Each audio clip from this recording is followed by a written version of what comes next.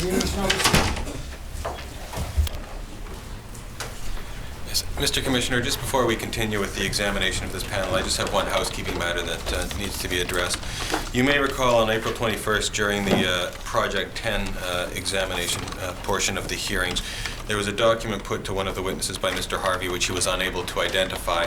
That was marked at that time as Exhibit Y. If we could have that brought up, please. Appears to be a PowerPoint presentation titled "Where Have All the Sockeye Gone?" Through discussions with Commission Counsel, Mr. Harvey and Commission Counsel determined that an appropriate way to identify this document may be through an affidavit. The affidavit has now been prepared by a gentleman by the name of Dennis Brown. It's been circulated to all participants, none of whom had an objection to it being entered by way of affidavit, although I understand Ms. Gartner has a brief comment to make. Mr. Commissioner, I'm okay about it going in this way as a matter of expedience, but I do want to note that unlike other documents that have gone in this way, this is a document which contains opinions and ideas that Mr. Walters has and held at that point in time, and obviously we will have no opportunity to examine him on that. With that said, Mr. Commissioner, I'm going to suggest this become the next exhibit, now an exhibit proper. The exhibit number is 1277.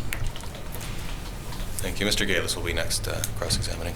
Mr. Commissioner, John Galis on for the Western Central Coast Salish.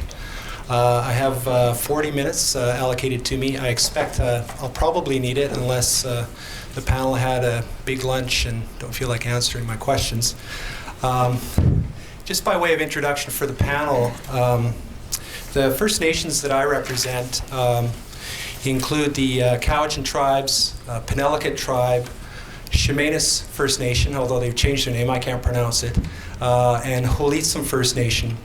As well, our standing group is the Tumuk Treaty Association as well, and these are First Nations who have Douglas Treaty rights, and they include Malahat, Beecher Bay, Nanoose, who else am I missing?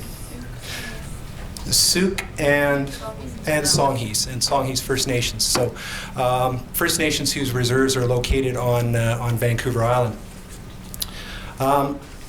Given the limited amount of time that I have, I might be jumping around a little bit, but I want to thank my friends Mr. Lowe's and Mr. Isvik for kind of setting the table for some of the things that I wanted to discuss with the panel this afternoon. But before I get to that, I just want to get some clarification from the First Nations panel members. We've heard through the first part of the Aboriginal worldview perspective from a number of the First Nations witnesses that First Nations are not getting enough FSC fish. Now, and I think I heard that yesterday quite clearly from Mr. Shepherd, that certainly for the First Nations that he's representing, they're not getting enough fish. And I wanted to put that to the other two First Nations witnesses, and I want to couch that a little bit though and say, and I think Mr. Wilson, you addressed this a little bit yesterday as well, but the question is, assuming 2009. Separating that out, but assuming that you've signed off your CFA agreement and you're allocated, for instance, 20,000 sockeye, is that a sufficient amount for your nation in terms of its FSC needs? So if you actually go out and catch that amount of fish, is that a sufficient amount? So I'll put that to you first, Mr. Wilson. Thank you, Mr. Galis. So last year when we received the 20,000 pieces from the Johnson, that fish went to every household in the community of Bella Bella. So you're looking at 1,300 people receiving specifically sockeye. So this past year's, our people didn't have to ration our food intake, our sockeye food intake past year, because of the availability of that fish. But in saying that, our urban members never got any fish. And that was the purpose of us going after an increase in the allocation. So I have to say that the 20,000 pieces as identified in our AFS agreement was not adequate. Mr. Craig? Yes, thanks for the question. With respect, Mr. Commissioner, it's a very general question, and I think it really needs to be more specific, but I'll do my best. There are some seasons in which the returns to the Fraser are very poor. 2009 is but one example. In that type of season, there's insufficient fish on the lower Fraser River. Last year was unusual, and the returns to the Fraser River were even greater than was anticipated by either the Pacific Salmon Commission or the Department of Fisheries and Oceans, or indeed any long-standing observer of the fishery, although we all understood that it was the dominant year for sockeye returns, but no one anticipated the size of last year's returns. So in last year, there was a lot of fish around, and much of the need of the First Nations on the Lower Fraser were met. Mr. Shepherd, do you have any further comment? Since I've been working in the fishery 15 years, I have never seen the numbers that First Nations need in the Upper Fraser ever obtained. I've got a series of questions for you, Mr. Rosenberger, and put you on the hot seat. In the last panel, we heard from Mr. Huber, who said that AFS funding has been reduced by 5%. Do you agree with that statement?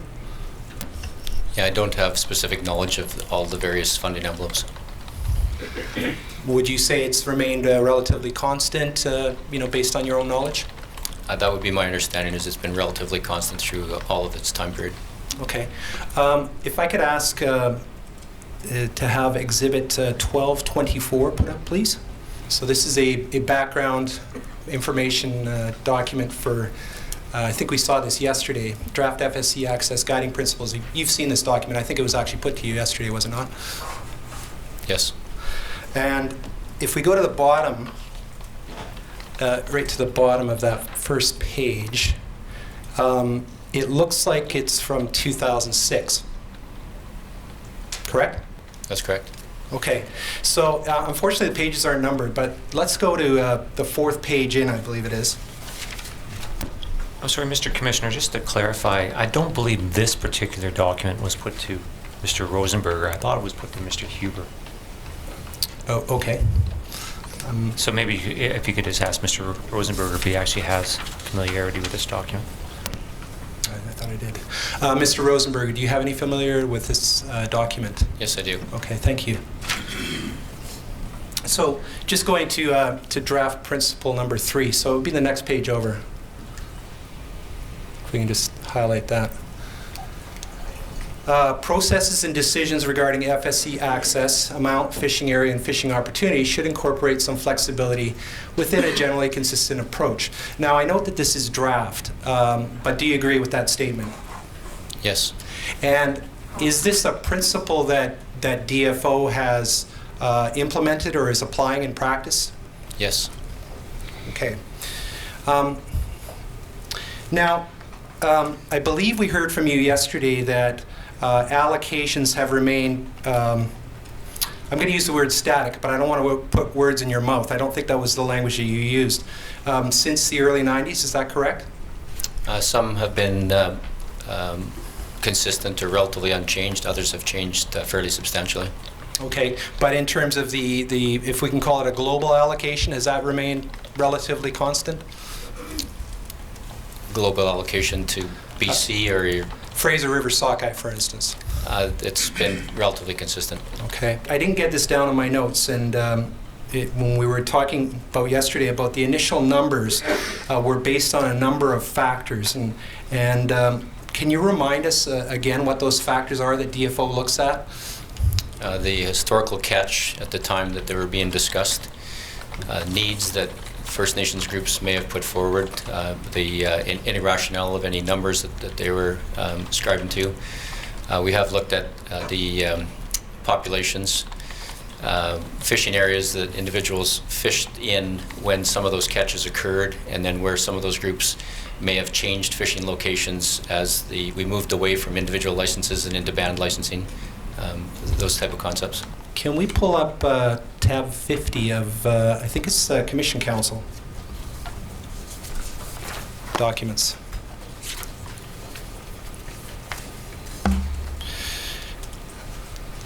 Now, I don't believe this has been entered as an exhibit yet, but you'll note this. This is the Government of Canada's response to treaty fisheries questions, and it's dated January 13th, 2011. I want to take you to the 5th page of that.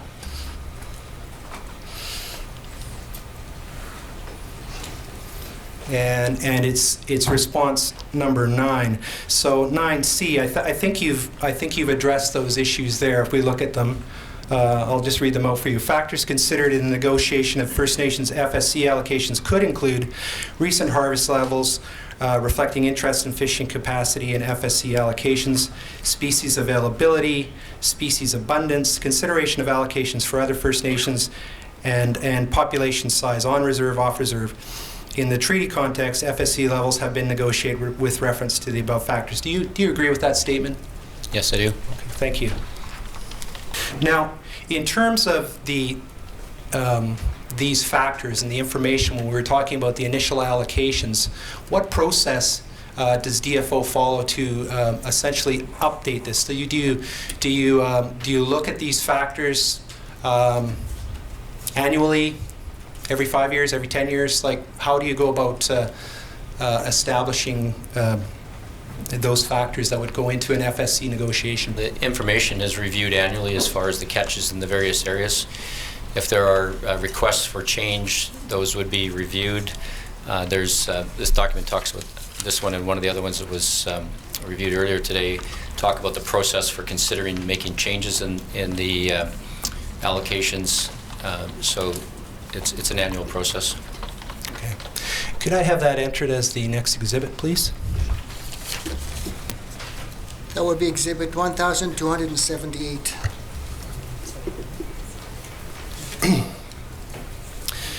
Now, as I said at the beginning, some of the First Nations that I represent have Douglas Treaty rights, and I just wanted to get a sense of whether the department has any policy to address these First Nations who have, rights to fish as formerly.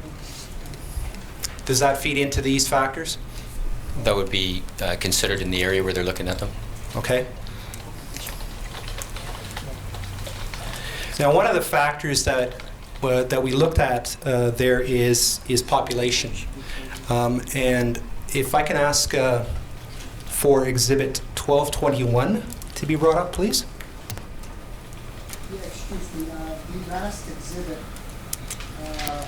should have been 1,279. And this new one would be 1,280. It's already marked. Okay. Sorry, Mr. Commissioner, I wonder if Mr. Registrar could clarify which exhibit is 1279 and which is 1280. This one, observations for those on 1279, which is Commission tab 50. Oh, pardon me, the last exhibit was 1,279, and that was tab 50 of the commission. What is 1,270? Mr. Registrar? If I can assist, that was document for identification Y. That became 1,278. Okay, so just for the record, so the transcript picks it up. What was Exhibit Y for identification is now Exhibit proper 1278. And we were going to look at Exhibit 1221, please. On the screen. Here we go. Can we just maybe just blow that up a little bit? Is there a portion you'd like? Just the first page for now. I can blow it up. This one. Okay. Perhaps maybe just the top third then. I guess we're kind of stuck with the document as we have. But I think the purpose that I'm bringing this up is and I'm not certain whether you can read this clearly, Mr. Rosenberger, but if you look at the First Nations listed there, and there's two other pages, and I note that Heiltsuk is not listed on there, so that may have been related to the PPR as well.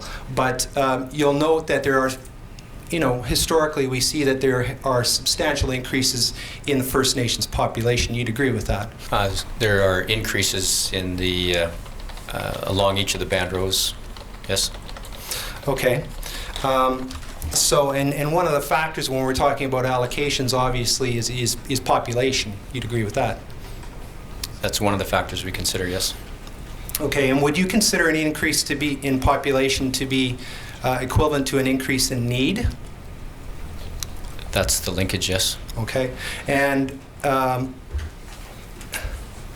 would that also support an increased allocation? Not necessarily. Okay, and why not? Well, you'd have to look and see what the catches are, what the availability of fish are. There's, as the previous document identified, showed that there are more than just sockeye, more than just salmon.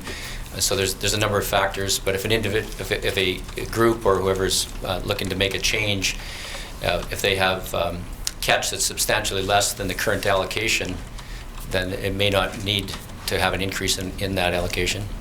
Now, I'd like to look at just look at a couple of examples, and maybe if we can look at the musqueam, and I'm not doing this to pick on musqueam. So, if we look at musqueam from 1992, the number there is 873. 2009, 1,231. And then 1,247 in 2010.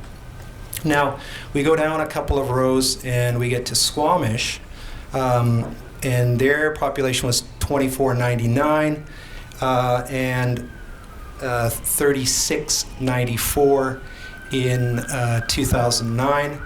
I just want to point out two other nations that we represent. We have Cowichan on the next page. It's near the bottom, and that's 2748 in 1992, up to 4383 in 2009. And finally, if we go to the next page over, Songhees, who are Douglas Treaty, 305 to 509 in 2009. Now, just keeping those numbers in mind, can we pull up, and I don't know if we can keep this on the screen as well, if we can pull up the policy and practice report number 18. Sorry, on my copy it's 37.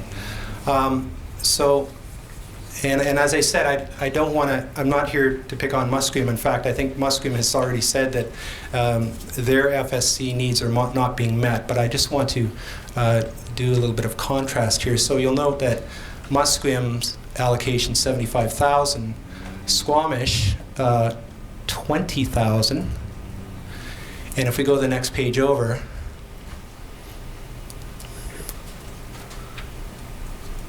we have actually probably the next page over then. Sorry, yeah, we have Cowichan at 30,000. Songhees, which was the other one, the Douglas Treaty First Nation down the bottom at 2,100. Now,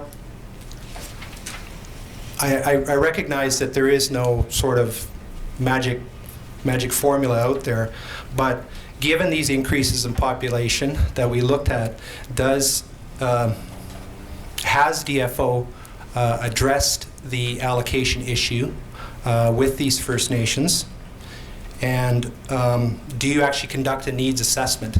Yeah, I don't deal directly with any of those First Nations groups, so I don't have any knowledge that I could tell you what process they've worked with. Okay, but you'd I suppose, agree that the skewing of the numbers leads to, at least on the face of it, there's a discrepancy there that could lead to conflict? Yeah, I don't have enough knowledge, as I mentioned earlier, just because the population changed, that's one factor, but there may be a large number, for example, of other species that there's some change been made on, or that's meeting the needs. I don't have enough detail here that I could answer your questions. Okay. But I suppose on a more macro level, we can certainly take notice that all First Nations are growing. In fact, they are the fastest growing group in Canada.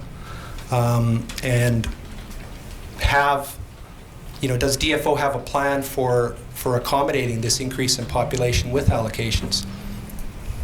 Yes, I think you answered your own question. That was one of the things we're taking a look at is population. Okay, so would you agree though that you may be lagging behind somewhat on that? If you'd like to talk about any of the groups that I do this work for, I could probably give you some more specifics, but in these cases, I don't have any specifics that I could tell you how effective they are in reviewing them, or what changes have been requested, or any of that kind of detail. For the First Nations representatives, I suppose, if you want to comment, whether you have a sense of the rate of growth in your communities, and whether or not you're making these sorts of submissions to DFO on increasing your allocations, given your increase in population, and also the impact of Bill C-3, which is the McIver amendments to the Indian Act. Mr. Wilson, do you have any comments on that? As I described earlier, there was a high need for our urban members to get FSC fish allocations. So that is our strategy from this year on. Speaking from the Upper Fraser, population aside, there has been not enough fish for the past 15 years, as I've stated earlier, so it's a bit of a moot point. We first need to get the fish home before we can start talking about feeding each individual member of the nations. I'd maybe like to, Mr. Commissioner, link this back to an earlier question, but of course to answer the question that's been put to me right now. As the fish return to the Fraser, depending on the season, there may be more fish in a given season in the upper reaches of the watershed, which afford some First Nations an opportunity to fish. I would agree with Mr. Shepherd, rather, that usually it's not nearly enough, but in some seasons they do get some opportunity. On the Lower Fraser, it's a different situation. Most of the sockeye stocks that make their way to the Fraser, and some of them are indigenous or local stocks on the Lower Fraser, such as on the Harrison and the Cultus Lake. Most other stocks are going by, and as geography would have it, and interest in the fishery and the skill levels of the fishermen, the Stalo community does well in the fishery. And when you look at the numbers caught on the Lower Fraser, between and amongst the Stalo, the Musqueam, and the Tsawwassen, between the mouth of the river and Sawmill Creek and the Fraser Canyon, in some seasons their catches can be very healthy, look good, and in all of that you would think their needs are being met. And what I'd like to say is that by and large, much of the need is met, but there are some First Nations communities on the Lower Fraser, and sometimes you can't see it in the midst of all the statistics that are presented, that have lost fishing opportunities. For example, the Suwali First Nation near Cultus Lake fished in the past on a small run of sockeye called the Cultus Lake sockeye.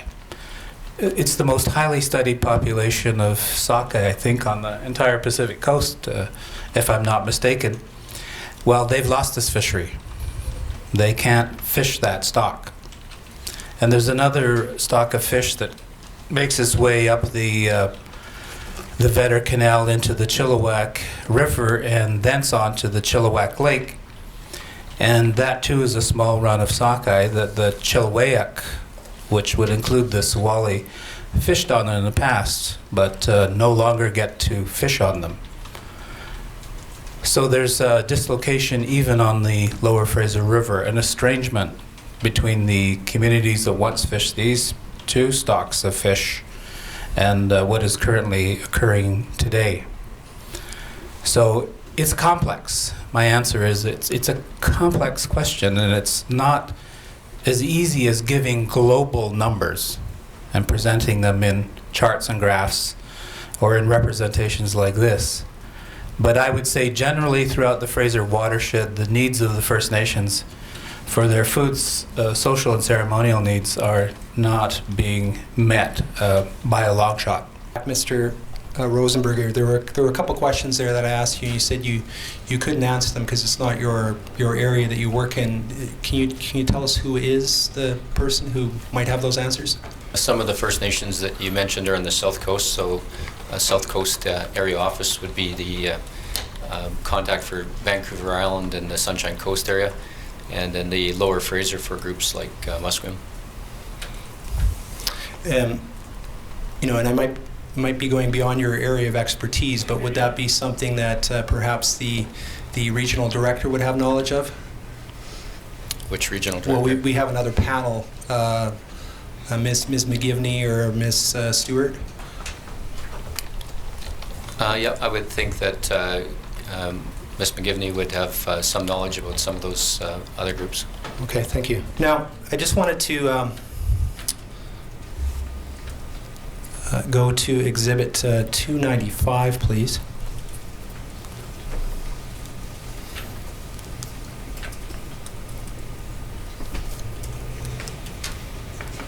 And we've seen this document a few times. Can we turn to page 3?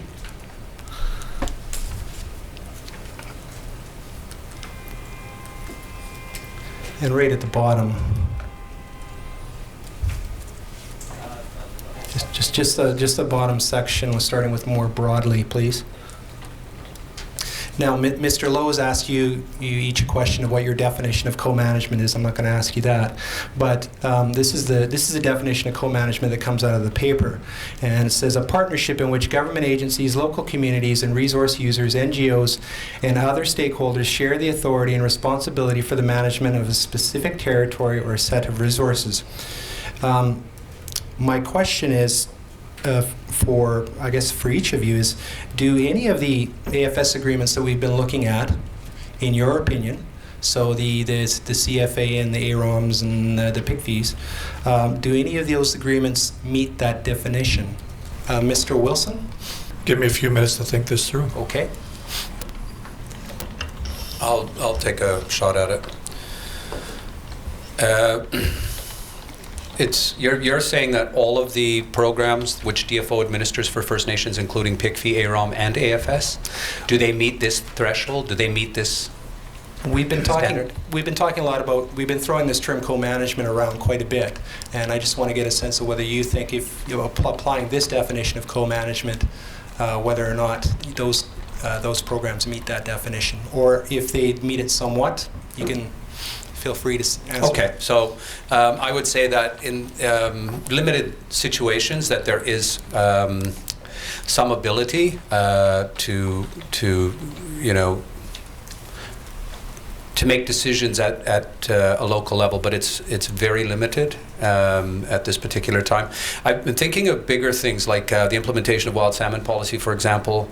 There has been, other than just consultation, sometimes people refer to it as drive-by consultation. It's a duty that the government has to do. It's not meaningful. It's not bringing First Nations, particularly in the Upper Fraser, into the fold in terms of setting all of that stuff. So I would say that in that particular regard, which we're very interested in doing, it's not meeting this test at all by any stretch of the imagination.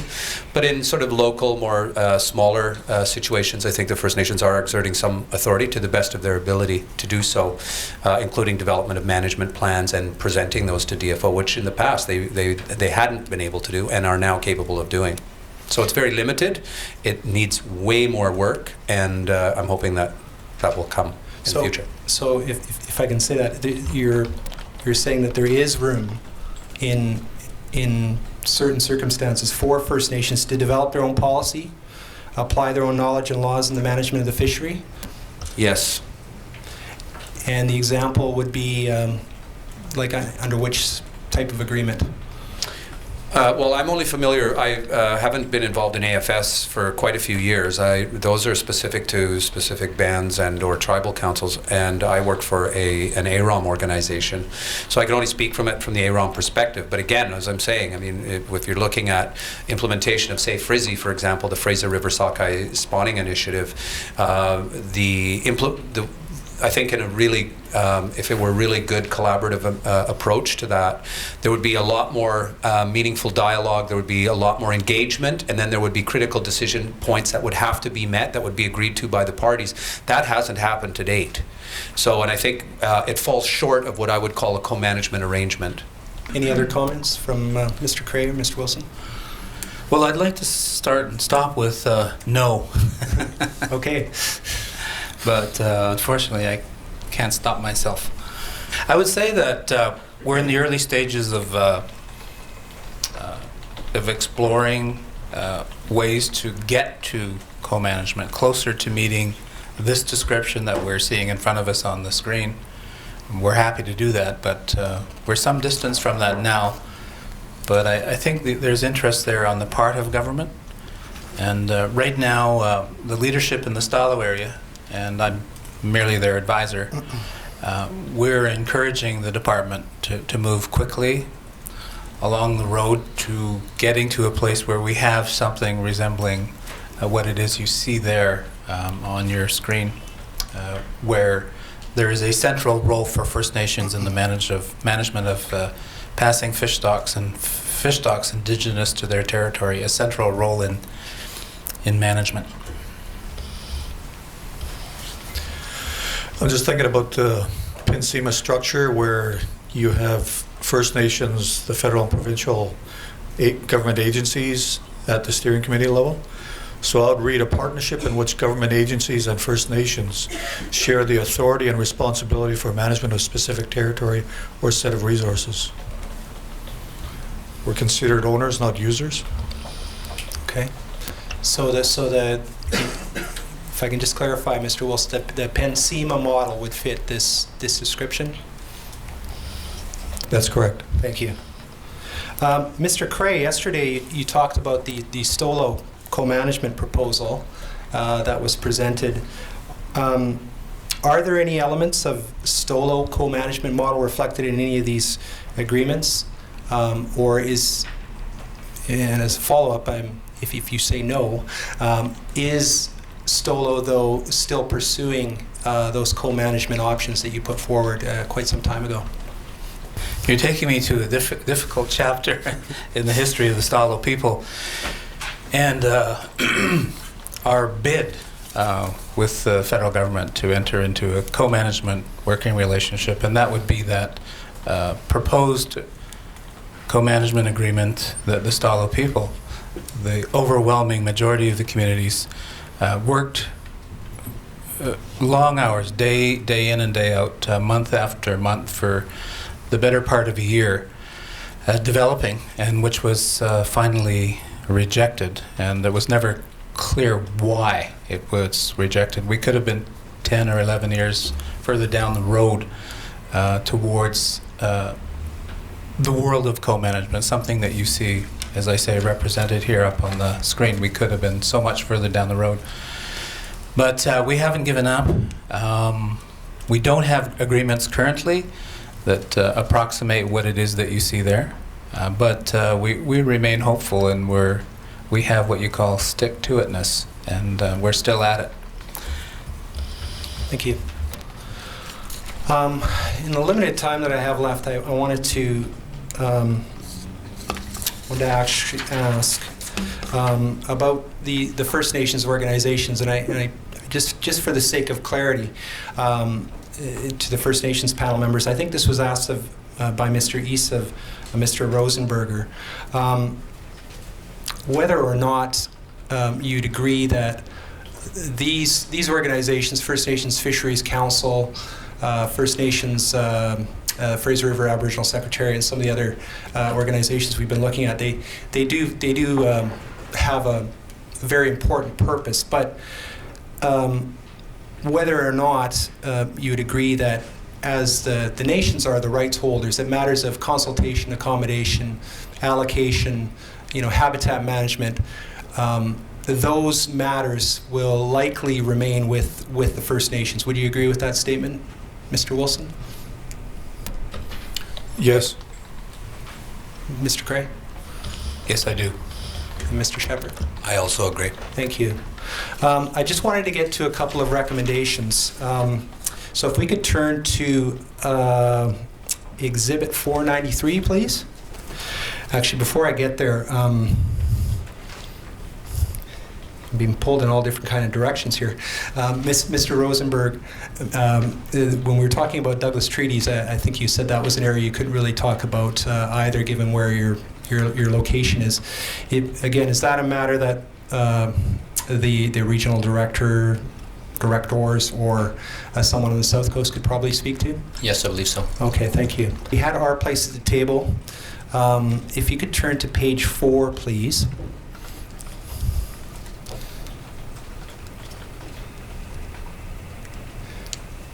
Thank you. And Mr. Shepherd, my question is for you. I believe you're one of the authors of this report. Yes. And I just want to take you to the last recommendation. It says a moratorium be placed on the further introduction of individual property rights regimes, such as individual fishing quotas, unless First Nations interests include allocations in those fisheries are first addressed.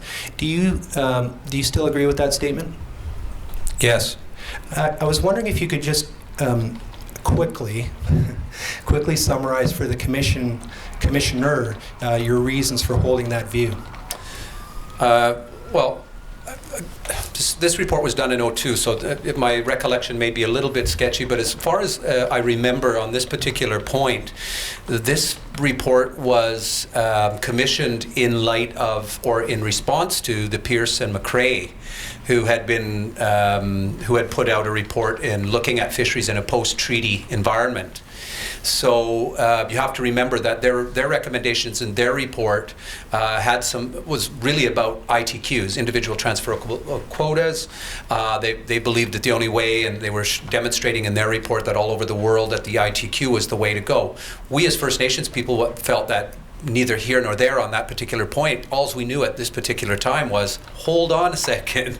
Have you sat down and done your homework? Have you talked to the First Nations people in the province? You know that there's a lot of tension and there's a lot of stuff going on around the fishery. So we said, before we go to move to any kind of a new regime, you need to stop the whole movement towards ITQs until some of these other issues have been addressed. That particular bullet was around that particular piece. And I still hold to that.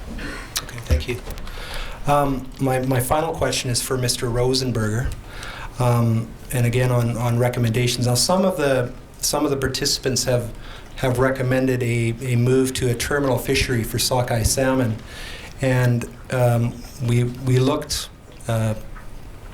earlier at all the various numbers for the various First Nations who essentially rely upon Fraser River sockeye for their FSC needs. And you may not be able to answer this question, but whether or not DFO, how DFO would address a move to say a terminal fishery to address all the First Nations who rely on FSC, all of their needs. Well, hopefully I can answer it, because that's part of my responsibilities. So as Fraser Panel Chair, and also as one of the area directors in the department, we have a priority of the spawning objectives as the highest priority, and then First Nations fisheries for food social ceremony as the second highest. So when you take a look at years recently, for example, 07, 08, and 09, when we didn't have sufficient fish either to meet all of those needs or enough to have those fisheries and escapement objectives met, there wasn't commercial or recreational fisheries, are fairly limited. In 2010, when we had enough fish to meet the objectives that we were striving for, we were able to have fisheries for commercial fisheries as well, and some of those are in the terminal areas. But would you agree that, given some of the discussion earlier that we had around First Nations fishing outside of their traditional areas, that If the recommendation is that there be a terminal fishery, DFO would likely have to have a bit of a sea change in their policy? No, I think that change is already occurring. We've, as you can see in some of the earlier documents, at this stage the department has already purchased back for the demo fisheries approximately 12.5%. That's not the only fisheries that are going on for economic opportunities for First Nations. There's also the economic opportunity fisheries in the Lower Fraser, and there's also the some license transfers directly to some of the First Nations in commercial in coastal areas. So there's a number of different aspects going on there. The amount of fish and where the First Nations groups are making the requests are the part that we're making adjustments for at this stage. But I think we're on that track at this point in time. And just one point of clarification, though. Are you not just addressing the economic opportunity fisheries here? My first comment was on the FSC side, and the second part was on the commercial or economic opportunity side. Those are my questions. Thank you. Mr. Commissioner, it's Tim Dixon for the Stalo Tribal Council and Cham Indian Band. Mr. Cray, my first questions are for you. I understand that you're on the executive committee of the Lower Fraser Fisheries Alliance. Yes, that's correct. Mr. Lund, if we could have tab 30 from our list, please. These are the terms of reference for the LFFA, as I understand it. Yes, that's correct. Could we have that entered as the next exhibit, please, Mr. Registrar?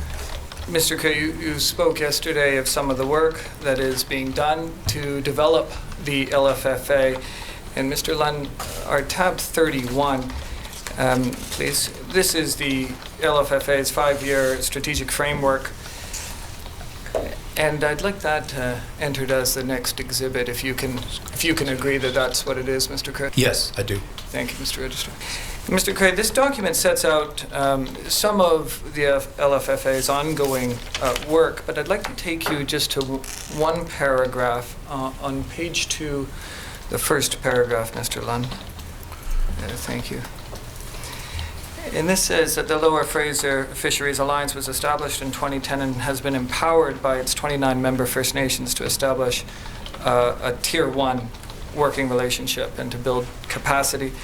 The organization will work towards collaborative management under a Tier 2 and Tier 3 processes in the future, and if successful, will help facilitate discussions with local, federal, and provincial governments regarding the recognition of First Nations' inherent rights with respect to the management of fisheries and aquaculture.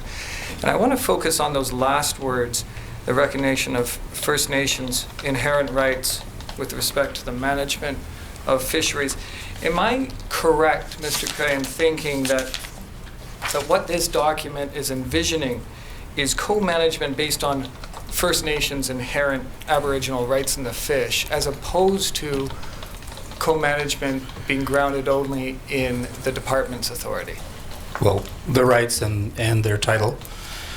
And yes, I would agree. And those Aboriginal rights and title, as I understand them, they're held at the First Nation level, as opposed to at a more aggregated level, at a larger Aboriginal organization group level. Yes, at the First Nation level. And so if First Nations are going to work together with DFO in large aggregates in a joint management process, then I understand that the mandates must come from the First Nation level. That's correct. Mr. Rosenberger, you've spoken some of the benefits of DFO in reaching co-management arrangement with First Nations, and some of those benefits I think are efficiencies, because DFO can then work with aggregated bodies. And I just want to put it to you that for this co-management process to work, for the relationship between DFO and First Nations to work, it will be critical that DFO respects the source of First Nations authority too, and is flexible and does not insist on a one-stop shop model for all co-management. Is that fair enough? Yeah, I don't think the department has been insisting on one-stop shopping. You have some groups that participate in multi-stakeholder, multi-First Nations arrangements, and others that are not interested in participating, so there are bilateral only arrangements. the process that I was describing as is that the bilateral relationship stays, so that's the nation to the department, and defining what those, what is going to be the roles and responsibilities at that level, and then that those groups look to mandate, as you described it, to larger bodies, and then and bringing them together so that there's this tier of integration, so that you have the ability to work on various issues at various levels in an effective process. And what that arrangement will look like at the end of the roadmap process, if the roadmap process is successful, obviously remains in doubt. The process is in process.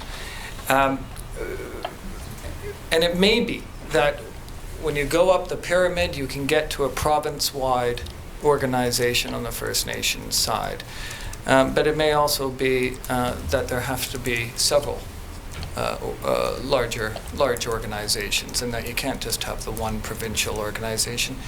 And do you accept that DFO has to respond to the reality of what that process leads to?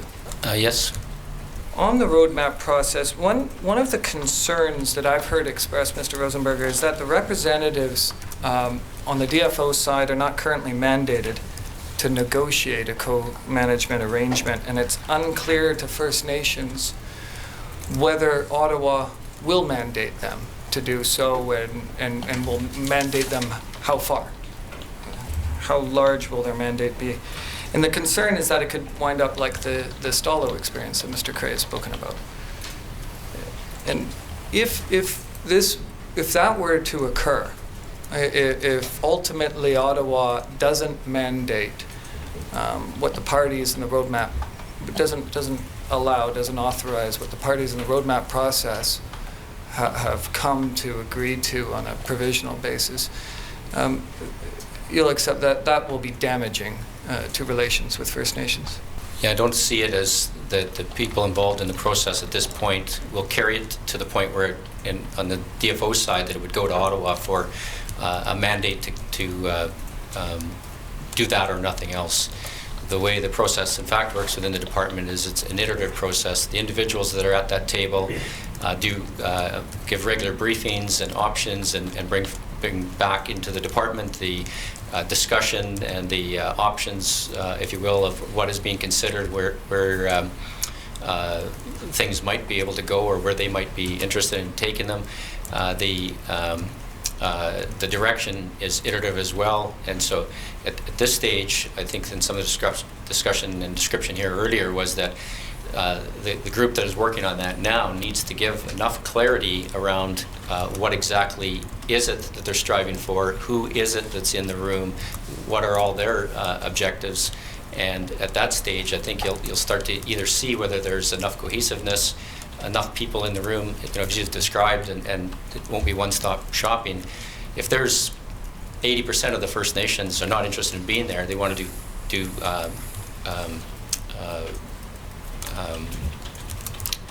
bilateral level only, and you have 20% of the people in that room, is that the best formula in place? It might work for those 20, but if the structure that's being proposed or the people that are looking to be involved, it'll have to be balanced. So I don't see it though as the key issue here is it won't be the individuals in that room, at least from the department side, that they're not telling anybody, they're off in a closet playing, doing something, and one day they'll pop up and say, hey, it's this or nothing. That's not the way it's working. And well, one of the suggestions coming from Mr. Cray is that an MOU be developed, as you've heard, that'll give a little bit of clarity as to what's being discussed here, and it would serve the purpose, as I understand it, of sort of drawing out both sides, DFO and First Nations, to see the level of support there is for that. Now, do you support that proposal? Yeah, I don't think we're calling it an MOU, but the idea of a document, that's why the department has put on the table the 8 or 9 issues that we're looking to have some discussion around. We've had other documents and discussion around the relative level of scope of issues. The previous gentleman's questions that he put to the other panel members about, is this the way co-management's working, and do you agree that it's functioning? I may have missed the opportunity of pushing the button, but I'll get my answer in here now. So today we have the comprehensive fisheries agreements with groups that we have a clear mandate, that we understand who they are, where the areas we're striving to look at. So there's been some examples. And so when you have those, you have a territory that you know. On the testimony yesterday from the health sec, you could see how there's a defined area that people understood. There's some defined allocations. The fisheries, what would they be deciding at that level? So in the past, as this discussion's gone on, the department decided who was fishing wherever. That community or that groups of communities in those geographic areas have that authority. The department's not sending somebody to another person's area, those kind of things, without consultation, without the process steps. So what gear, what's the area, what the allocation, there's some discussion. People are signing off whether they agree with it, the level and those kind of things at this stage. There's some of the groups and they have the authority to define who's fishing. Some of those groups withdraw that authority and they advise the department. These people are no longer allowed to fish. Those kinds of things happen. That's not the department. That's a shared co-management, and at a level where we have clear people, we understand what is it that we can sign off with, and we have some reasonableness from our side. We think it's totally reasonable, but there may be overlaps and uncertainties of territories that we don't understand, so that's why there's some language in there to cover those kind of things off. On these broader groups and dealing with the forum and other places, we're not asking the forum people to make decisions on commercial fisheries for non-natives in Johnson Straits.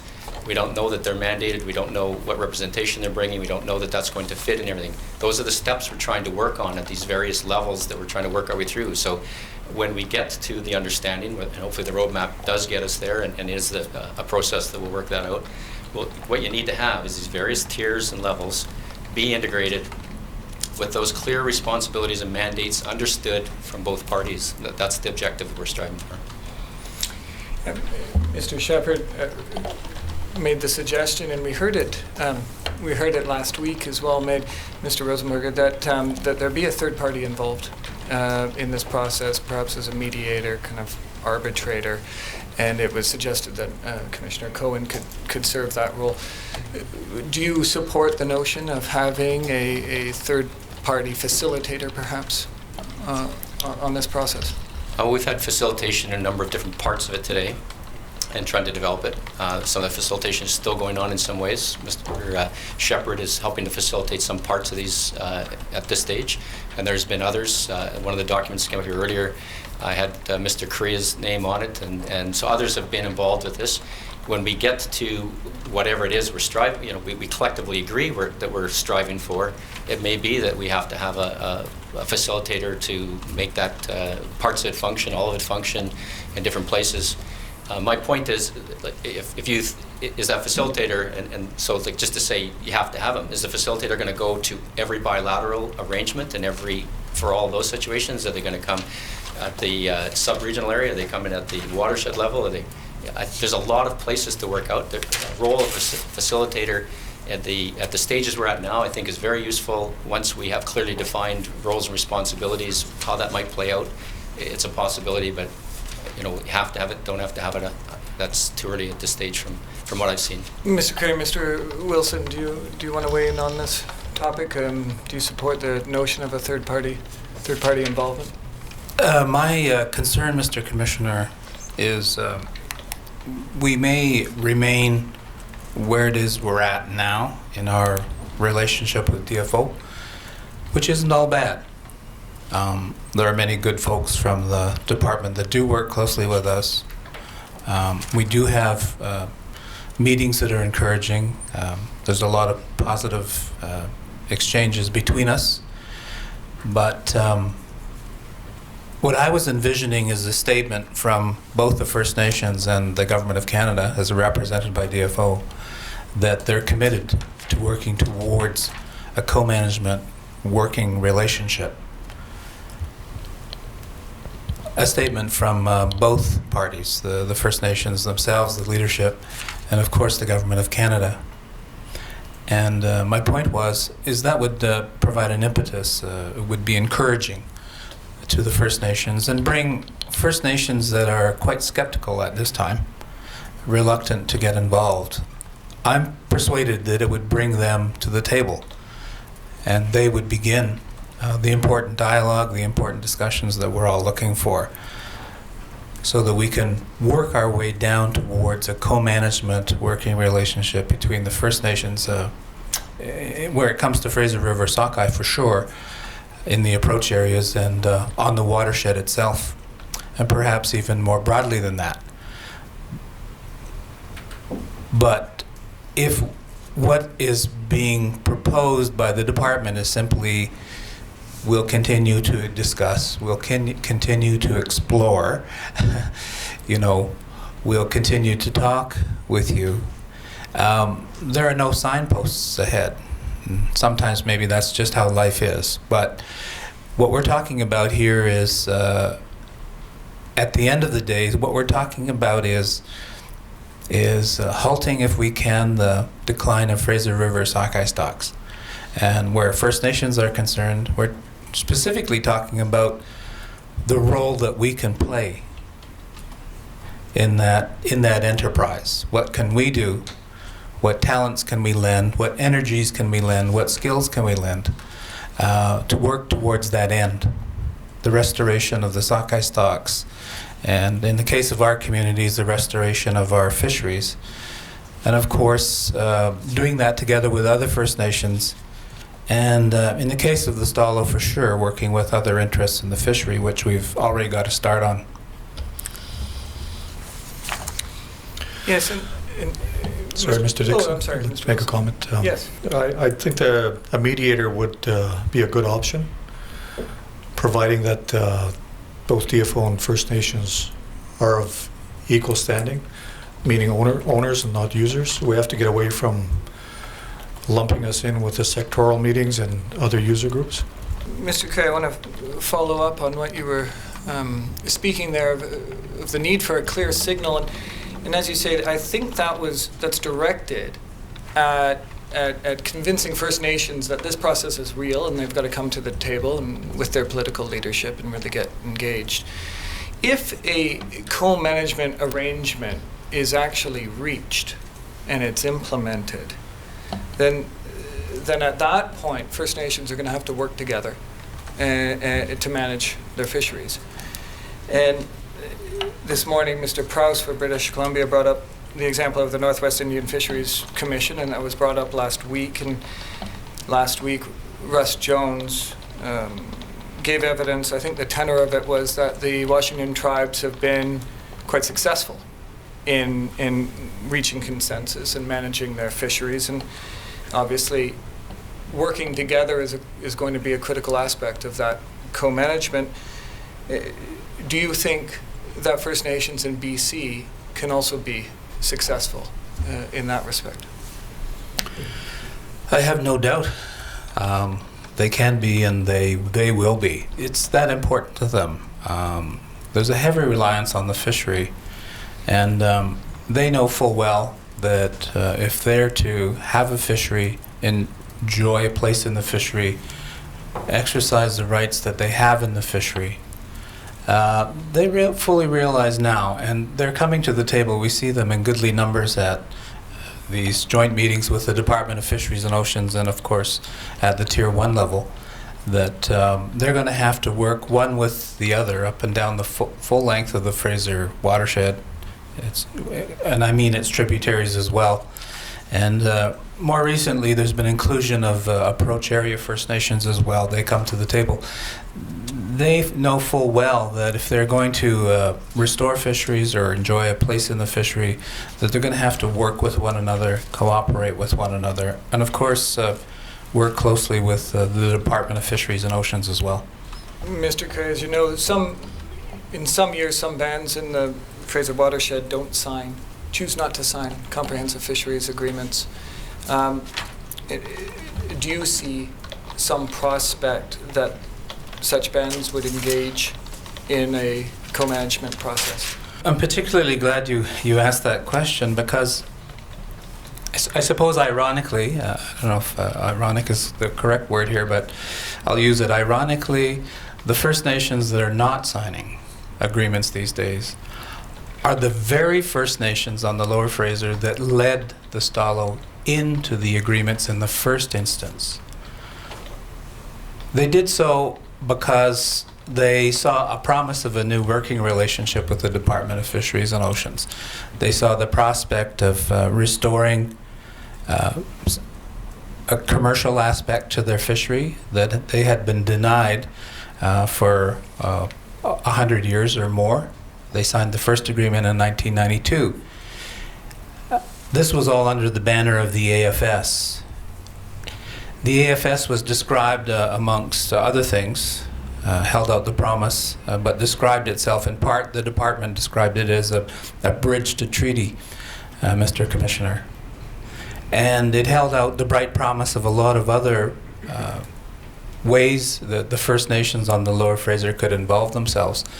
But as time progressed, we got to the point, and it still is the case today, where the Department of Fisheries and Oceans, and although they're wonderful people that do show up and do work with us from the department, they arrive amongst the Stalo at around about this time of the year, Mr. Commissioner, and they say, we have a mandate from Ottawa to provide you with X number of sockeye salmon if there's going to be an economic opportunity fishery, and so many fish for food needs, and off in the fall, in the odd year, so many pink salmon and chum salmon each year.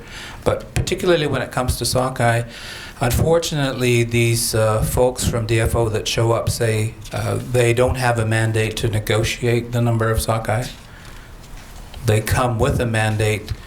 They put the agreement, the comprehensive fisheries agreements, in front of our communities and say, it's a take it or leave it scenario. Sorry, we don't have any other mandate. There's no room to negotiate. But to be completely fair, in some of these agreements there is what is commonly referred to as an escalator clause, which really means that if the runs come in at levels higher than anticipated at the outset of the season, there is a clause in the agreement that allows for incremental increases in the sockeye harvest for sales purposes. So to be completely fair, that is there. But in essence, the department doesn't come and negotiate sockeye allocations with us. They come with a fixed number in mind, and they tell us that's their offer. It's the final offer. When it comes to chum salmon, sometimes there's some latitude for the departmental people that show up, and when it comes to pink salmon, sometimes there is some latitude there as well. But overall, they seem to come these days with fixed numbers of fish in mind, and it's very much a take it or leave it scenario. Mr. Wilson, I think you have I think you signaled to me. Yeah, sorry, Mr. Dixon. I just wanted to make comment to your question on can First Nations be successful? Yes. I'm certain we can be successful. We have a vested interest. First Nations have a vested interest. And that interest is the future of access and the future, our children. We've always been doing this for them. So I'm certain we can be successful. Thank you.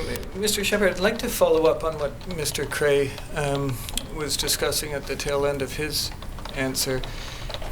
He began to speak of DFO's approach to negotiating FSC allocations. And Mr. Lunn, if we could go to Exhibit 1243, please. And Mr. Shepherd, this will appear to be a 1993 DFO document.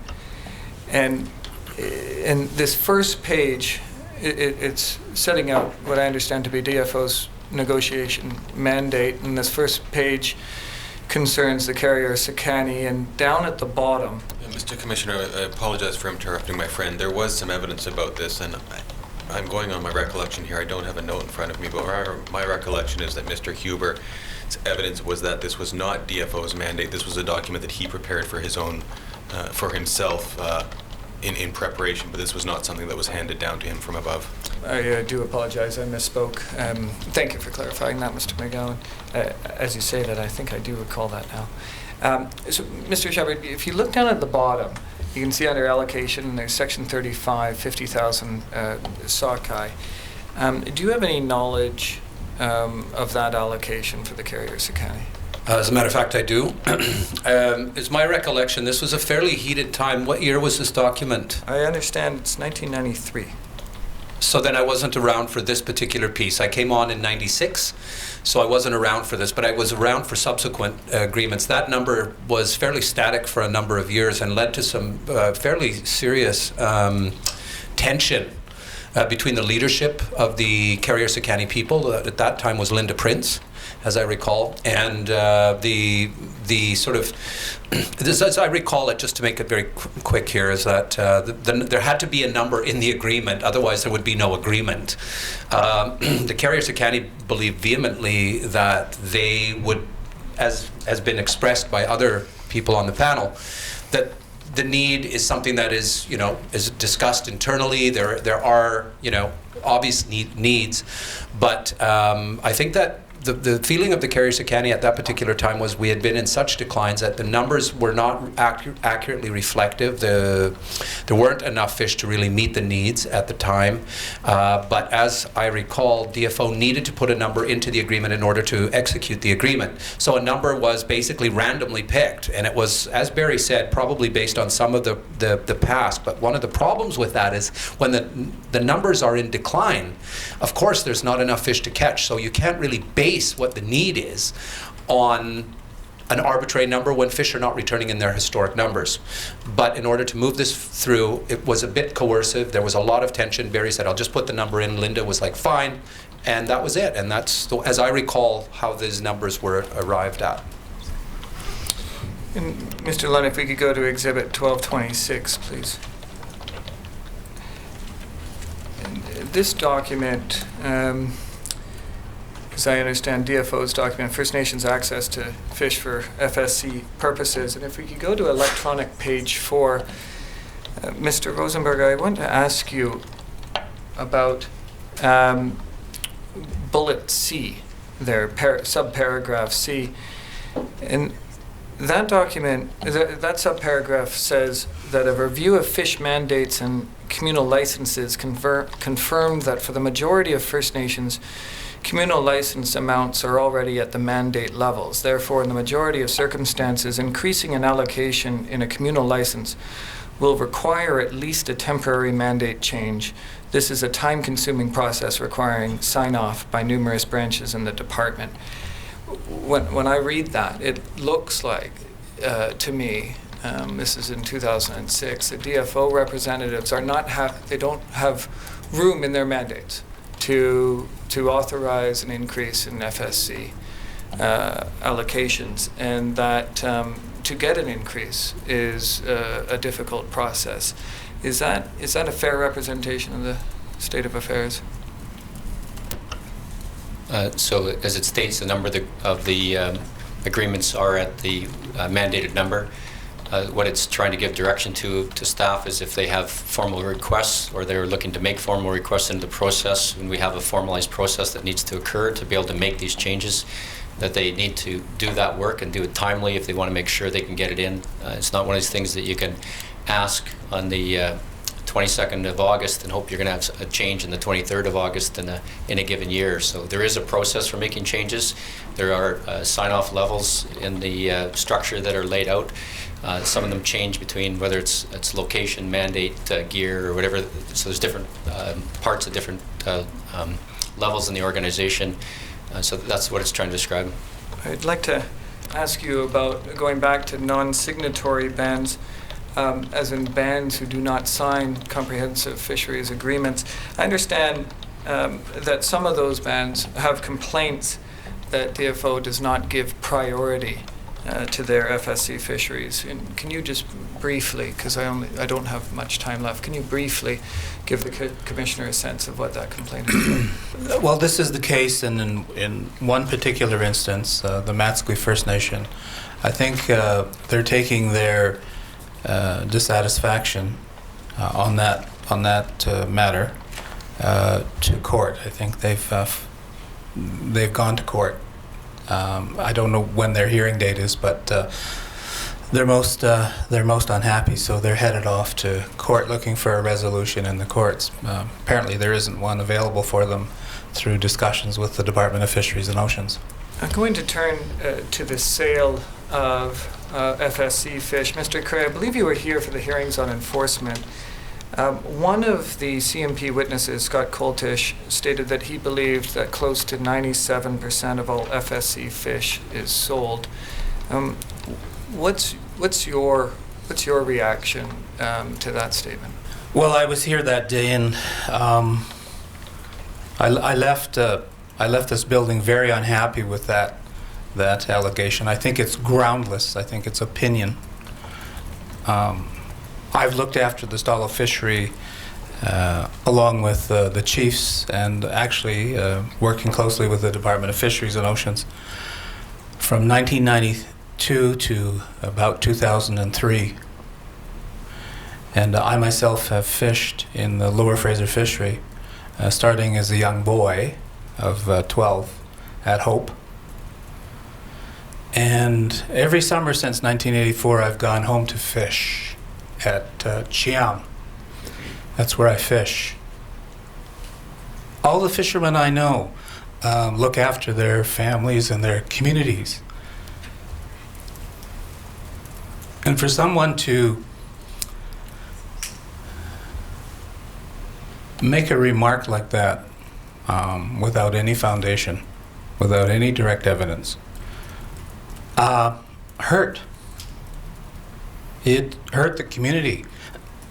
When that story hit the Globe and Mail, I stopped counting the number of phone calls. We go and fish. We fish for our children, we fish for our elders, we fish for our communities. And to have something like that in publication, especially from the mouth of someone working in the department, people that we've worked hard with to improve our working relationship with, that damaged the relationship. Now I've been left, and I'm doing it every day, working hard to say, look, don't let us let that careless remark interfere with and bring to an end the really important work we're trying to do with people like Barry here, whom I have the utmost respect for, and many of the other people like Barry Hubert. And some of the other DFO employees you see sitting back here.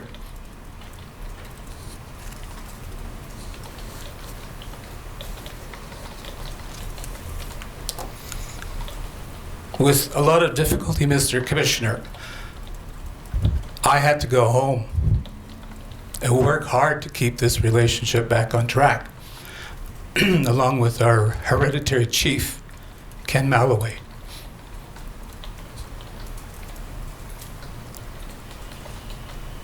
Anyway, the word today from our community is we haven't given up.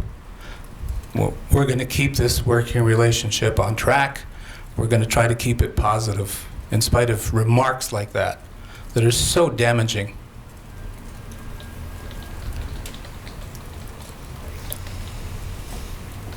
People need to understand that our children go to the public school system and the colleges and universities in the Fraser Valley. When a careless remark like that happens, and it's happened in the past when my children have come home from school, they've had to fight their way home. They've been spat on.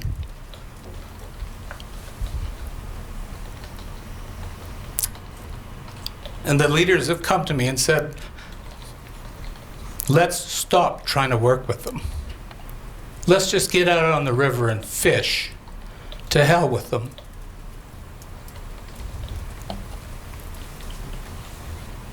And my counsel and that of Chief Ken Malloway, and one of our foremost chiefs in the past, Chief Sam Douglas, Chief Lester Ned, all of these people who led us into these agreements and encouraged those of us that were younger to work with the Department of Fisheries and Oceans. They always said, keep up that work. Don't give up on it. There'll be trying times ahead. It's too important to not do the right thing. Work with the Department of Fisheries and Oceans, as tough as it might get. So we resolved, Mr. Commissioner, even when remarks like this happen, and as much as they hurt, we've resolved to continue working with the department. Mr. Rosenberger, if a fish is legally caught under a communal license, do you agree that whether the fish is eaten by an Aboriginal person or it's sold by an Aboriginal person does not impact on conservation of sockeye?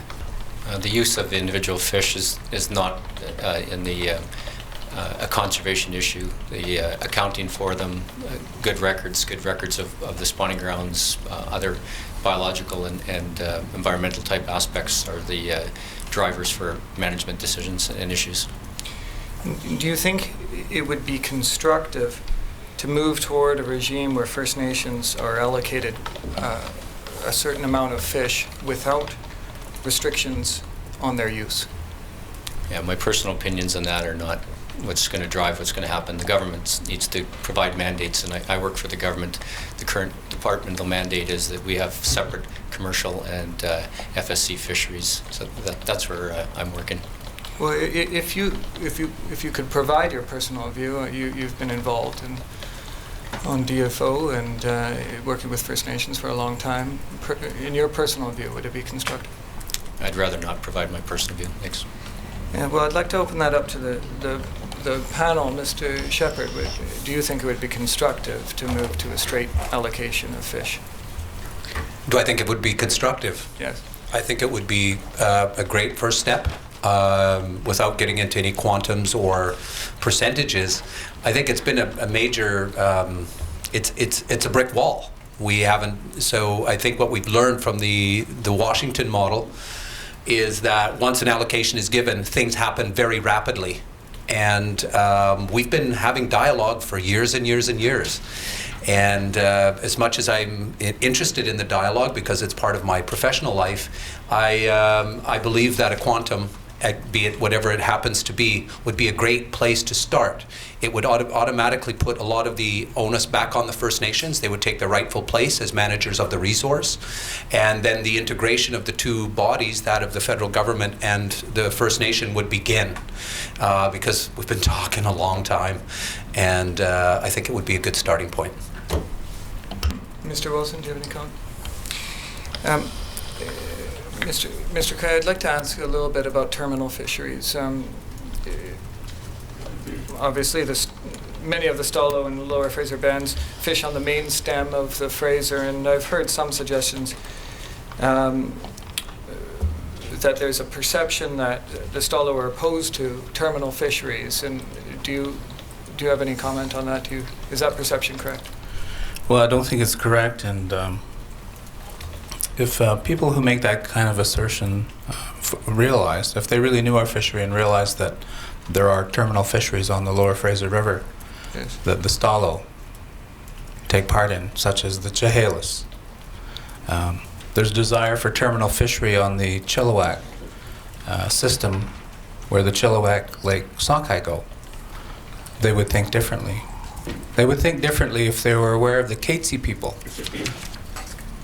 and the Coquitlam people who would fish on Pitt River sockeye and are desirous of a fishery. Those are terminal fisheries. And where we would have terminal fisheries, why we would object to other folks further on up in the watershed to have terminal fisheries and see sufficient fish return there to have terminal fisheries. The two don't go together. They can't be reconciled. We have our own terminal fisheries, and the desire for additional terminal fisheries in our own area.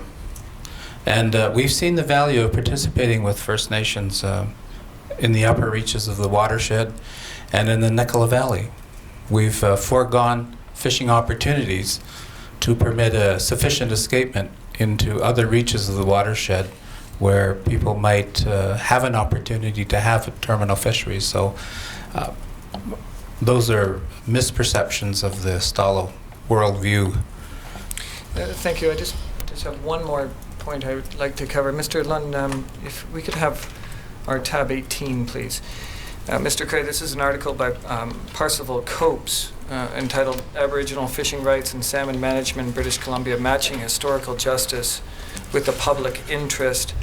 And if we look, if we just scroll down slightly, Mr. Lund, and sort of in the middle of the abstract, there's this sentence: this chapter proposes a salmon management strategy for the dual purpose of strengthening the economies of First Nation river communities and substantially increasing the production of salmon from the Fraser and Skeena watersheds for the benefit of all stakeholders.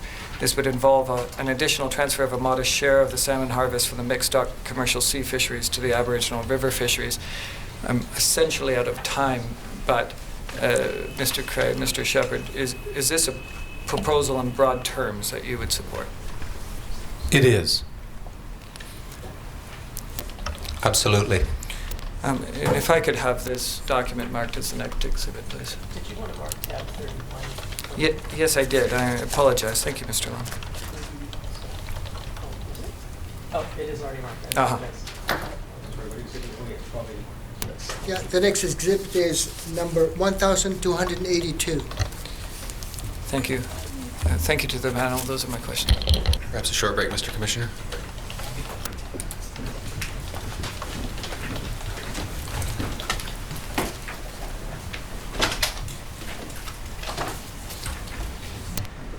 The hearing is recessed for 10 minutes.